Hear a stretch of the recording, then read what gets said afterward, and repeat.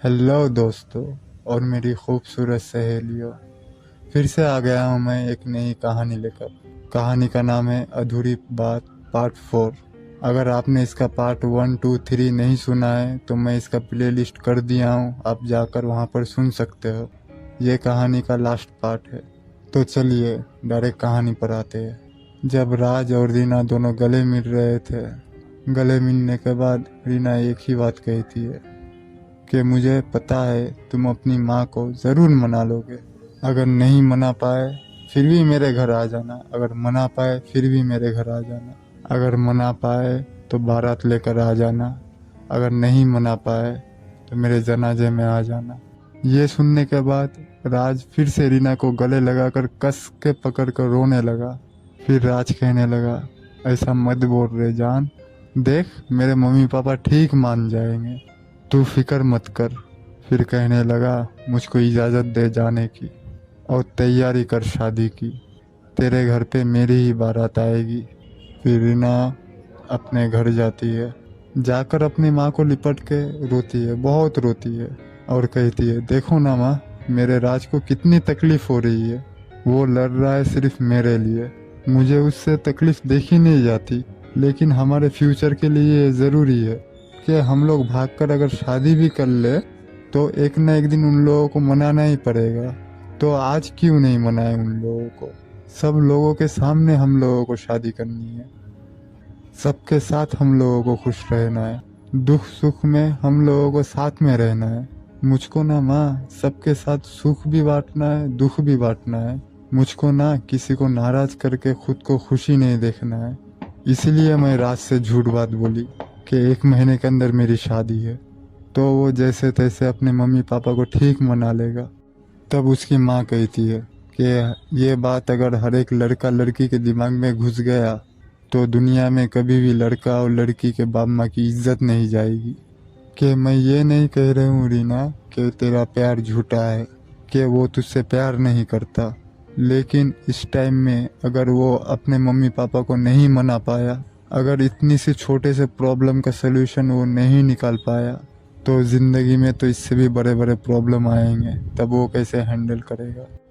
इतने में राज भी अपने घर पहुंच जाता है। पहुंच जाने के बाद किसी से कोई बातचीत नहीं करता है, डायरेक्ट जाके घर पे बिस्तर पे सो जाता है। तभी राज की माँ आकर कहती है, बेटा खाना खा ले। तभी राज कहता है, नहीं माँ मुझे भूख नहीं है। तभी उसकी माँ उसके पास आती है और कहती है, क्या हुआ बेटा, कोई परेशानी है तो मुझे बता ना। तभी राज बिस्तर पे से उठकर उसके माँ के गले लग जाता है और कहता है, माँ माँ अगले महीने रीना की शादी है माँ, मेरी जान किसी और की होने जा रही है माँ, मैं उसके बिना जी नहीं पाऊंगा माँ, मुझे मार दो माँ, मुझे मार दो, मुझे ज़िंदगी की ज़रूरत नहीं है उसके बिना। और ज़ोर ज़ोर से गला फाड़ फाड़ के रोने लगता है। उसका रोना देखकर उसकी माँ भी रोने लगती है और उसकी माँ कहती है, इतना प्यार करता है तू उससे? तभी राज कहता है, हाँ माँ मुझे उसके बिना जीना नहीं है, मैं आपके पैर पकड़ता हूँ। बोलकर उसकी माँ के राज पैर पकड़ लेता है और कहता है, मुझे उससे मिला दो माँ, वरना मैं जिंदा नहीं रह पाऊँगा। तभी उसकी माँ कहती है, ठीक है उसी से तेरी शादी होगी, चल उठ तू खाना खा ले, तेरे पापा आएंगे शाम को, मैं तेरे पापा से बात करती हूँ, तू खुश रहेगा ना बेटा उसके साथ? तभी राज कहता है, हाँ माँ मैं बहुत खुश रहूँगा, उसके लिए मैं सब कुछ कर सकता हूँ, तू मुझसे उसकी शादी करवा दे बस, मैं सारी ज़िंदगी भर तेरा गुलाम रहूँगा माँ। तभी उसकी माँ कहती है, ठीक है बेटा, चल उठ हाथ पैर धो के खाना खा ले, कल जाएंगे उसके घर शादी की बातचीत करने के लिए। तू खुश है ना, बस मुझे और कुछ नहीं चाहिए, जाने दे मेरी इज्जत, मैं फिर से मेरी इज्जत कमा लूँगी। मेरी इज्जत तो सिर्फ तू ही है ना, अगर तू ही नहीं रहेगा तो मेरी इज्जत का मैं क्या करूँगी। आखिरकार राज ने अपनी माँ को मना ही लिया। तभी राज उठता है खुशी से और कहता है, माँ मैं 5 मिनट में आता हूँ, मैं सिर्फ रीना को फ़ोन करके बता दूँ कि मेरी माँ राजी हो गई है, उसके बाद आके मैं खाना खाऊंगा माँ। फिर राज बाहर जाकर रीना को कॉल करता है और कहता है, ओए पगली मेरी माँ मान गई है रे, कल आ रहा हूँ तेरे घर तुझसे बात करने के लिए। ये सुनकर रीना की आंखों से आंसू आ गए और कहने लगी, जान मुझे यकीन नहीं हो रहा है क्या सच में आपके मम्मी पापा मान गए हैं? तब राज कहता है, हाँ रे पगली, मैं सच बोल रहा हूँ। बस तेरे मम्मी पापा को कल 4 बजे घर पर रहने के लिए बोलना। तू सिर्फ इंतज़ार कर, कल इंशाल्लाह हम लोगों की मुलाकात होगी। कल तू मेरे लिए सज धज के तैयार रहना। मैं आ रहा हूँ मेरी जान, बस कुछ घंटे की दूरी है। फिर हम लोगों की मुलाकात होगी, शादी की बात होगी, फिर शादी होगी, फिर सुहागरात होगी, फिर बच्चे होंगे। तब रीना टोकती है और कहती है, बस बस ख्याली पुलाव मत पकाओ, कल आ जाओ। तब राज कहता है, ठीक है जान, कल मुलाकात होगी, बोलकर फ़ोन रख देता है। फिर रात को राज के पापा आते हैं। उसकी माँ उसके पापा को सब कुछ बताती है। फिर उसके पापा राज के पास आके कहते हैं कि बेटा, तेरी माँ ने मुझे सब कुछ बताया है। अगर तू खुश है तो हम लोगों भी खुश है, कि तुझसे बढ़कर हम लोगों के लिए कुछ भी नहीं। कल उन लोगों को बता देना कि हम लोग 4 बजे जाने वाले हैं। तभी राज कहता है, जी पापा, बोलकर उसके पापा चले जाते हैं अपने घर सोने के लिए। फिर आ जाती है वो घड़ी जिसका आप लोगों को और मुझको इंतज़ार था। राज के फैमिली रीना के घर वालों के पास जाते हैं। फिर उन दोनों की शादी की बात चलती है। रीना के पापा कहते हैं कि दहेज में क्या क्या चाहिए आप लोगों को।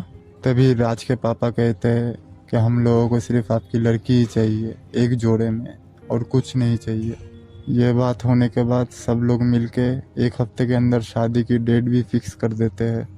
फिर क्या, रीना और राज बहुत खुश। शादी की तैयारियां होती है। 1 हफ्ते बाद उन लोगों की शादी भी हो जाती है।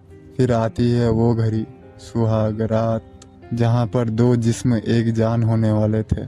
फिर राज घर के अंदर घुसता है, देखता है जिसको वो अल्लाह से चाहता था वो उसके सामने बैठी है।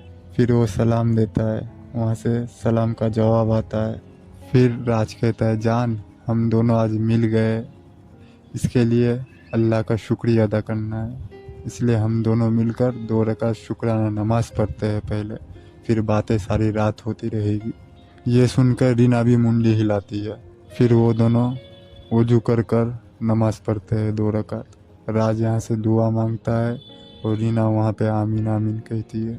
फिर नमाज होने के बाद राज रीना का हाथ पकड़ के छत पर लेके जाता है और एक बार चांद की तरफ देखता है और एक बार रीना की तरफ देखता है और कहता है, आसमान के पास ये चांद है और मेरे पास ये चांद है। आसमान को घमंड था कि उसके पास चांद है, लेकिन आज मेरे चांद को देखकर आसमान का घमंड चकनाचूर हो गया होगा। ये बात सुनकर रीना कहती है, ये बात आपने जो कही है, फिर से मैं आपके प्यार में गिर चुकी हूँ। फिर क्या, यूं ही देखते देखते 6 महीना शादी को हो जाता है। फिर उसके घर खुशखबरी आती है कि हमारा हीरो बाप बनने वाला है। तब ये बात राज सुनता है तो रीना को गोद में उठाकर नाचने लगता है और कहता है, मुझे ज़िंदगी की सबसे बड़ी खुशी आपने मुझे आज दे दी है। खुशी से उसके आंख में आंसू निकल जाते हैं, इतनी खुशी। फिर क्या, देखते देखते डिलीवरी का टाइम नज़दीक आता है।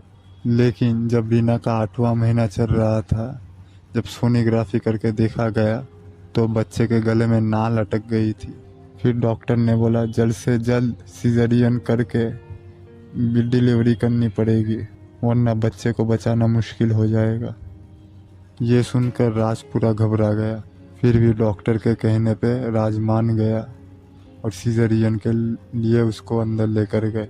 लेकिन जब रीना ओटी के अंदर जाने लगी, उससे पहले आके राज को गले मिल के उसका हाथ पकड़ के कहने लगी, मैं एक सबसे बड़ी जंग लड़ने के लिए जा रही हूँ, पता नहीं वापस आऊँगी या ना आऊँगी। मेरी सारी गलतियों को आप माफ़ कर देना।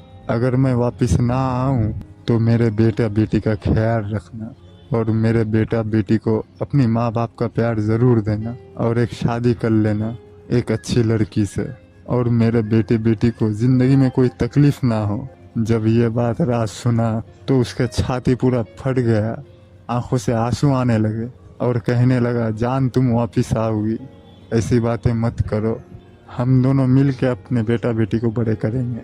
उसके बाद रीना ओटी के अंदर चले जाती है और राज यहाँ पे बहुत टेंशन लेता है। आधे घंटे बाद खबर आती है कि राज को लड़की हुई है और वो खुशी से झूम उठता है और कहता है मेरे घर लक्ष्मी आई है। तभी अंदर से और एक खबर आती है, सीजरियन के दौरान रीना का ब्लड प्रेशर हाई होने के कारण रीना को बचा नहीं पाए। ये सुनकर राज हंसते हंसते रो पड़ता है और ज़मीन पर गिर जाता है चक्कर खाकर। जब राज को होश आता है तब वो आंखें खोल के देखता है उसके सास ससुर मम्मी पापा रो रहे हैं। तभी वो कहता है मुझे रीना से मिलना है। तभी राज के मम्मी पापा कहते हैं रीना तो एम्बुलेंस में है, उसको घर लेके जा रहे हैं। तभी वो बेड से उठकर दौड़ मारता है एम्बुलेंस की तरफ और एम्बुलेंस में जाके देखता है एक सफ़ेद कफन ओढ़े हुए सोए वाली है। कौन? रीना। धीरे धीरे कफन को हटाता है, तभी देखता है रीना का चेहरा और वो फिर से वहाँ पे चक्कर खाकर गिर जाता है। तो फिर क्या, एम्बुलेंस घर पर जाती है, राज को होश आता है, फिर उसकी जनाजे की नमाज पढ़ाई जाती है। फिर रीना को वो कंधा देकर कब्र तक लेके जाता है और दफना देता है। और जब सब लोग कब्र देने के बाद घर पर आ जाते हैं तब वो कब्र को हाथ लगाकर रोने लगता है और कहता है जान तू मुझे छोड़कर चली गई, वो तो हम दोनों की अमानत थी, तू मुझको देकर क्यों चली गई। आज रीना को मरे हुए 1.5 साल हो चुका है।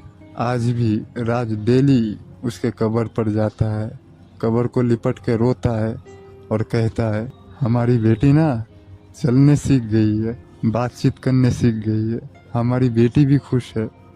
मैं अपनी बेटी को देख के मैं भी खुश हूँ और आशा करता तू भी खुश है। हम दोनों की कुछ अधूरी बातें हैं, मैं डेली आकर तुझसे कहूँगा, एक न एक दिन ये बात पूरी हो ही जाएगी। तो दोस्तों कहानी कैसी लगी ज़रूर कमेंट बॉक्स में ज़रूर बताना और ऐसे ही कहानी सुनने के लिए सब्सक्राइब टू माय चैनल। अभी के लिए बाय, फिर से संडे को मुलाकात होगी और एक कहानी लेकर।